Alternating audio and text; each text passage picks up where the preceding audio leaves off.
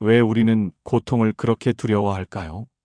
왜 마음의 평온은 늘 멀리 있고 작은 일에도 쉽게 무너질까요? 고통은 누구에게나 찾아오지만 누구나 그 고통 앞에서 같은 방식으로 반응하지는 않습니다. 어떤 이는 고통을 회피하고 어떤 이는 그 고통 속에서 방향을 찾습니다. 철학자 쇼펜하우어는 말했습니다. 고통은 삶의 본질이다. 삶 자체가 고통의 연속이다. 그의 이 말은 처음 들으면 절망처럼 느껴질 수 있습니다.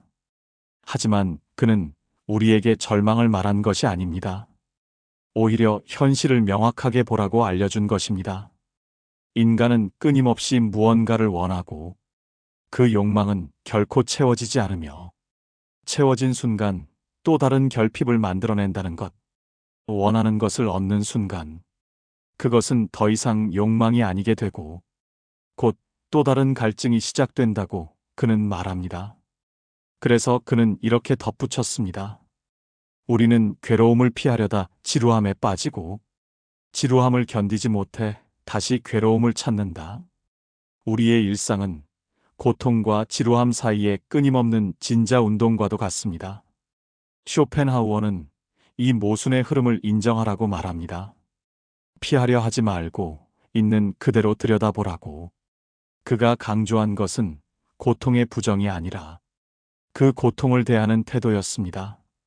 세상의 고통을 없애는 것은 불가능하지만 고통이 나를 삼키지 않도록 내면의 힘을 기를 수는 있다고. 쇼펜하우어는 평온이란 외부로부터 오는 것이 아니라 욕망을 줄이고 내면의 침묵을 회복할 때 얻어지는 것이라고 말합니다. 그는 동양 사상에 특히 공감했습니다. 특히 불교의 무욕 개념에서 진정한 해방의 길을 보았습니다. 욕망을 버릴수록 자유로워진다. 무언가를 채우려는 갈망보다 비워내는 연습을 통해 우리는 평온에 가까워질 수 있다는 것. 하지만 그것은 단순한 포기가 아닙니다. 진짜 중요한 것에 집중하기 위한 선택입니다. 잠시 멈춰서 스스로에게 물어보십시오. 지금 내가 괴로운 이유는 진짜로 필요한 것이 부족해서일까요? 아니면 누군가와 비교하거나 무언가를 이루지 못했다는 압박 때문일까요? 고통의 정체를 똑바로 마주하면 우리는 혼란 속에서도 고요를 찾을 수 있습니다. 쇼펜하우어의 철학은 말합니다. 평온은 결핍이 없는 상태가 아니라 결핍을 받아들이는 마음에서 온다고. 오늘 하루 작은 고통이 찾아오더라도 그것을 없애려 애쓰기보다 그 안에 담긴 메시지를 들어보는 건 어떨까요? 평온은 고통을 부정할 때가 아니라 그 고통을 껴안을 때 조용히 우리 곁에 다가옵니다. 고통은 모두 같은 얼굴을 하고 있을까요? 누군가는 외로움에 아파하고 누군가는 상실에 무너지고 어떤 이는 살아있다는 것 자체가 괴롭다고 말합니다. 쇼펜하우어는 이 다양한 고통을 하나의 흐름으로 설명하지 않았습니다. 그는 고통에도 종류가 있으며 그 성격을 이해해야 평온에 가까워질 수 있다고 보았습니다. 그가 말하는 첫 번째 고통은 결핍에서 오는 고통입니다. 갖지 못한 것, 이루지 못한 것, 사랑받지 못하는 것.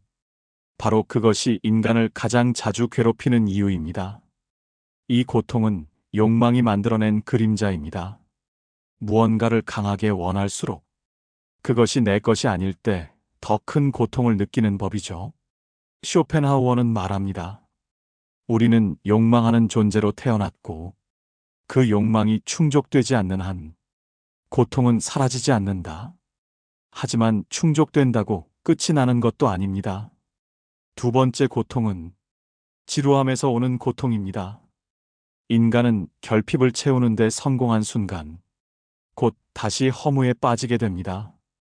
채우는 것에만 집중한 삶은 금세 의미를 잃기 때문입니다. 그래서 쇼펜하우어는 욕망이 충족되면 우리는 오히려 삶의 공허함에 부딪힌다고 말합니다. 이것이 그가 본 인간의 딜레마입니다.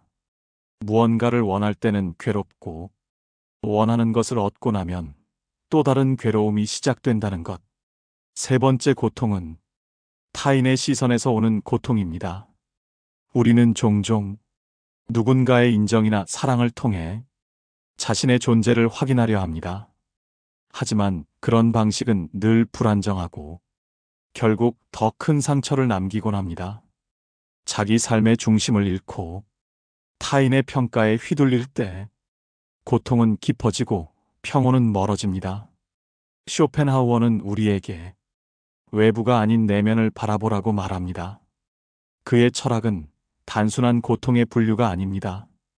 고통을 자각하고 그 근원을 들여다볼 수 있게 해주는 거울입니다. 고통을 피하려 하기보다 그 고통이 어디에서 시작되었는지를 이해하려는 태도, 그것이 진정한 철학의 시작입니다. 쇼펜하우어의 철학은 말합니다. 모든 고통에는 뿌리가 있고 그 뿌리를 이해할 때 우리는 더 이상 그 고통에 끌려가지 않는다고. 오늘 하루 내가 느낀 고통의 이름을 붙여보십시오. 결핍인가요? 지루함인가요? 아니면 타인의 시선일까요? 그것만으로도 고통은 더 이상 막연한 그림자가 아닙니다. 그 고통의 형태를 아는 순간 우리는 한 걸음 더 평온에 가까워질 수 있습니다. 우리는 언제쯤 고통으로부터 자유로워질 수 있을까요? 시간이 지나면 괜찮아질 거라 믿고 다른 무언가에 몰두하면 잊혀질 거라 생각하지만 마음속 깊은 곳에 남은 상처는 의식하지 않을 때 더 깊이 작용합니다. 그래서 쇼펜하우어는 말합니다. 고통은 단순히 제거하거나 무시해야 할 대상이 아니라 깊이 이해하고 다루어야 할 현실이라고. 그는 고통에서 벗어나기 위한 첫 번째 방법으로 욕망을 다스리는 법을 이야기합니다. 인간의 고통 대부분은 갖고 싶은 것, 되고 싶은 것, 사랑받고 싶은 것처럼 끝없는 욕망에서 비롯됩니다. 그 욕망이 채워지지 않으면 괴롭고 채워진다 해도 곧 허무가 찾아옵니다. 그래서 그는 말합니다. 고통에서 벗어나는 유일한 길은 욕망을 줄이는 것이다. 여기서 중요한 것은 욕망을 억누르는 것이 아니라 욕망의 실체를 직시하는 태도입니다. 내가 진짜로 원하는 것이 무엇인지, 그 욕망은 어디서 왔는지, 무엇을 대신하려는 마음인지, 이렇게 스스로에게 묻고 욕망을 하나하나 바라보는 것. 그것이 고통을 줄이는 시작입니다. 두 번째로 쇼펜하우어가 강조한 것은 관조의 삶입니다. 그는 예술, 음악, 자연, 철학처럼 순수한 감상과 사색의 순간이 인간을 고통의 굴레에서 벗어나게 한다고 말합니다. 예술은 욕망의 대상이 아닙니다. 예술을 즐기는 순간 우리는 욕망하지 않고 그저 바라보고 느끼고 존재하게 됩니다. 쇼펜하우어는 이러한 순간을 의지로부터의 해방이라 표현했습니다. 평소에는 끊임없이 무언가를 얻기 위해 움직이지만 관조의 순간에는 아무것도 가지려 하지 않습니다. 그저 존재하는 것으로 충분한 상태. 바로 그 순간 고통도 사라지는 것입니다. 세 번째는 자신을 타인과 비교하지 않는 태도입니다. 비교는 언제나 결핍을 전제로 합니다. 다른 사람이 가진 것을 바라볼 때 우리는 자신이 부족하다고 느끼게 됩니다. 하지만 쇼펜하우어는 말합니다. 진정한 평온은 비교를 멈추는 데서 온다. 남보다 더 많이 갖는 것이 아니라 남과 비교하지 않고 자신만의 리듬으로 살아가는 것. 그 속에서 우리는 삶을 조금 덜 긴장하며 덜 불안하게 더 단단히 살아갈 수 있습니다. 마지막으로 그는 고통을 완전히 없애려는 집착에서 벗어나야 한다고 말합니다. 고통을 없애는 것이 아니라 고통을 견디고 다루는 법을 익히는 것. 그것이 철학자의 자세이자 삶을 깊이 이해하는 자의 태도입니다. 오늘 하루 작은 관조의 시간을 가져보십시오. 자연을 바라보고 음악을 듣고 스스로에게 아무것도 요구하지 않는 짧은 순간을 허락해 보십시오. 그 속에서 욕망은 조용해지고 고통은 조금씩 자리를 내어줄 것입니다. 가장 가까운 사람에게서 가장 깊은 상처를 받는 이유는 무엇일까요? 왜 우리는 타인을 원하면서도 타인으로 인해 아파하게 될까요? 쇼펜하우어는 말합니다. 인간은 서로를 괴롭히기 위해 존재하는 것처럼 보인다. 이 말은 차갑고 무섭게 들릴 수 있지만 그 안에는 인간관계의 본질에 대한 날카로운 통찰이 담겨 있습니다. 그는 인간을 본질적으로 이기적인 존재로 보았습니다. 각자 자신의 욕망을 충족시키기 위해 움직이고 다른 사람 역시 그러하기에 서로가 서로에게 장애물이 된다고 보았습니다. 이기적인 욕망이 부딪힐 때 거기서 갈등이 생기고 그 갈등이 반복되면 고통이 됩니다. 가까운 사이일수록 그 고통은 더 깊어집니다. 우리는 가까운 사람일수록 더 많이 기대하고 더 많이 바라기 때문입니다. 기대가 크면 실망도 크고 바람이 클수록 상처도 깊어지는 법입니다. 쇼펜하우어는 인간관계를 이렇게 설명합니다. 고슴도치 딜레마라는 비유를 통해 추운 겨울, 고슴도치 두 마리가 서로의 체온을 나누기 위해 다가가지만 가까이 갈수록 서로의 가시에 찔리게 되고 멀어지면 다시 추위에 떨게 되는 상황. 인간관계도 이와 같다고 그는 말합니다. 너무 가까우면 상처받고 너무 멀면 외롭고 적당한 거리를 유지하는 것이 중요하다는 것. 그렇다고 해서 쇼펜하우어가 모든 관계를 부정하거나 고립을 권장한 것은 아닙니다. 오히려 관계 속에서 생기는 고통을 냉정하게 이해하고 그 고통을 감당할 수 있는 거리감과 태도를 유지하라고 말합니다. 우리는 종종 관계에서 너무 많은 것을 기대합니다. 상대가 나를 온전히 이해해 주기를, 항상 내 편이 되어 주기를, 내 감정을 알아주기를. 하지만 그는 말합니다. 타인에게 완벽한 공감이나 이해를 기대하는 것은 스스로를 실망시키는 일이다. 기대하지 않는 관계가 가장 편안한 거리감을 유지할 수 있고 그 거리는 고통을 줄여주는 방패가 됩니다. 또한 쇼펜하우어는 혼자의 시간을 두려워하지 말라고 말합니다. 혼자라는 것은 외로움이 아니라 내면과 만나는 시간이며 타인의 욕망에서 벗어나 자신을 회복할 수 있는 고요한 공간이기도 합니다. 우리는 관계 속에서 상처받지만 또 관계를 통해 성장하기도 합니다. 중요한 것은 그 관계가 나를 소모시키는 것이 아니라 나를 더 이해하게 만드는 방향으로 흐르도록 내가 경계를 세우는 것입니다. 오늘 하루 내가 맺고 있는 관계들을 떠올려 보십시오. 그중 어떤 관계는 지나치게 가까워서 나를 힘들게 하고 있을지도 모릅니다. 그렇다면 거리를 두는 용기가 필요합니다. 가까움이 언제나 사랑은 아니고 거리감이 반드시 차가움을 의미하지는 않습니다. 쇼펜하우어의 철학은 말합니다. 상처받지 않기 위해 고립하라는 것이 아니라 상처받지 않기 위해 거리를 조절하라는 것이라고. 고통을 이겨내야 한다는 말. 정말 우리에게 필요한 말일까요? 때로는 이겨내야 한다는 그 말이 더 큰 부담이 되어 우리를 더욱 깊은 고통 속에 빠뜨리기도 합니다. 쇼펜하우어는 말합니다. 고통은 이겨내는 것이 아니라 이해하고 견뎌야 하는 것이다.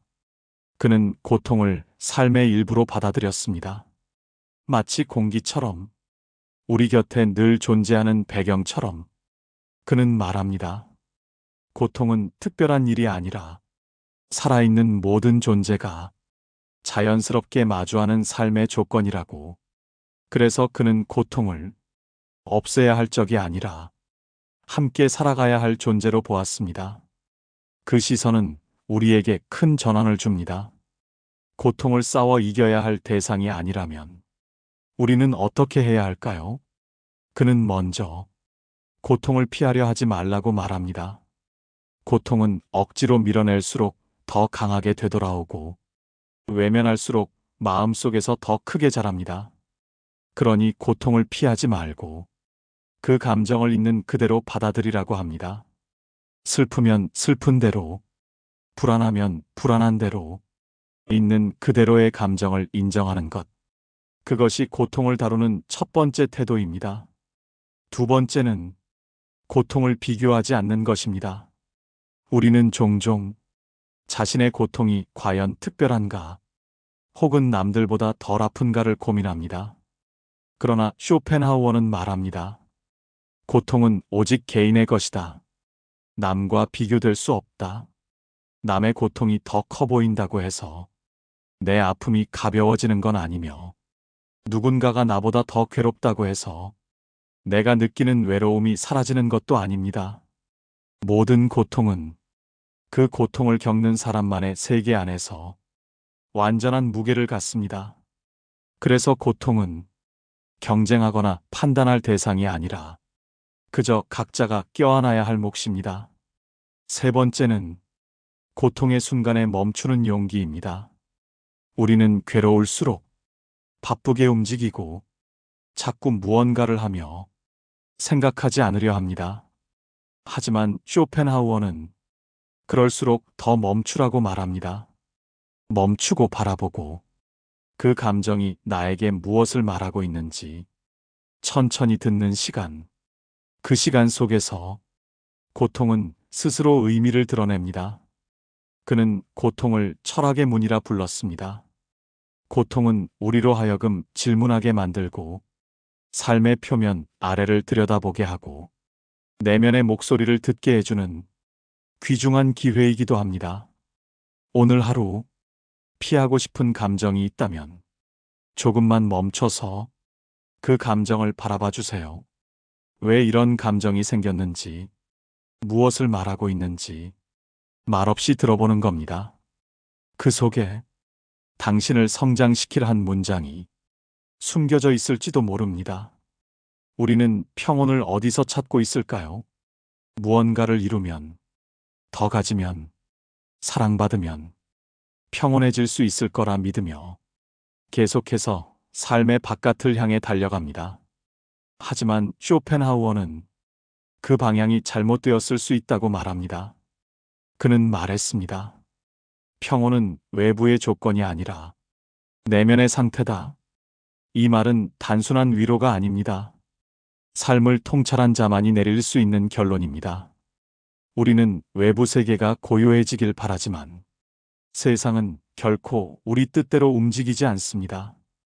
누군가는 우리를 오해하고 상황은 늘 예기치 않게 흘러가며 불안은 이유 없이 찾아옵니다.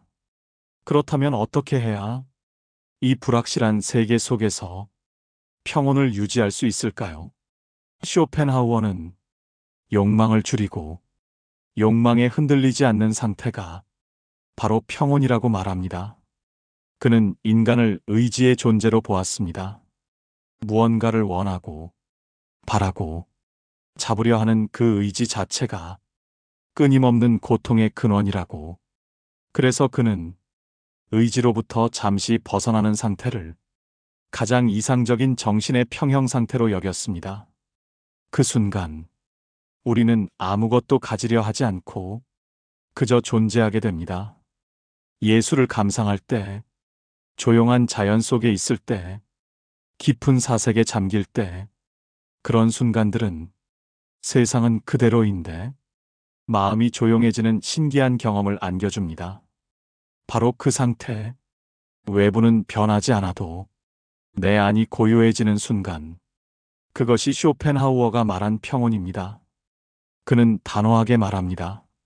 고통은 막을 수 없다. 그러나 평온은 배울 수 있다. 고통 없는 인생은 없지만 고통에 흔들리지 않는 태도는 연습할 수 있고 길러낼 수 있다는 뜻입니다. 그래서 쇼펜하우어의 철학은 우리에게 완벽한 삶을 약속하지 않습니다. 대신 불완전한 삶을 살아가는 법, 고통 속에서도 중심을 잃지 않는 법, 그리고 고요하게 나를 지키는 법을 알려줍니다. 오늘 하루 무언가를 채우려 애쓰기보다 조용히 나를 들여다보는 시간을 가져보십시오. 내가 지금 무엇을 원하고 있는지, 그 욕망은 나를 어디로 이끌고 있는지 천천히 바라보는 겁니다. 그 순간 불안은 조금씩 작아지고 마음에는 여백이 생깁니다. 그 여백 속에서 삶은 비로소 숨을 쉽니다. 철학자들의 지혜는 당신의 삶을 위한 것입니다.